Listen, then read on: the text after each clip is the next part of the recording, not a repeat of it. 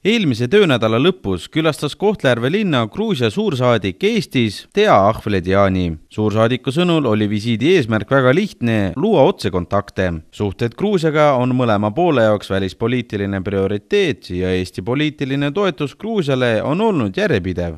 Eesti toetab Gruusia territoriaalset tervislikkust ja panustab Gruusiale Euroopa Liidu ja NATO suunalisse integratsiooni. Eesti on olnud valmis jagama oma reformikogemuse arengukoostöö projektide kaudu. Gruusia oli ja jääb lähiajal Eesti suurimaks kahepoolse abi saajaks ning üheks 4 arengukoostöö prioriteediriigist Ukraina, Moldova ja Afganistani kõrval. Arengukoostöö näidetena võib esile tuua Gruusia riigiametnike ja noorte diplomaatide koolitamist, tudengitele õppimisvõimaluste pakkumist, kutsehariduse reformimist ja riigi haldussuutlikkuse tõstmist. Samuti Euroopa Liidu nähtavuspoliitikat puudutavaid projekte. Viimasel ajal on kodulinn muutunud aktiivseks külastusobjektiks. Tuletame meelde, et peale valitsuse muutumist on meie maakonda külastanud nii ministrid Mailis Reps ja Kadri Simson kui ka peaminister Jüri Ratas ning Viru Keemia Gruppi ja ka ise president Kersti Kaljulaid.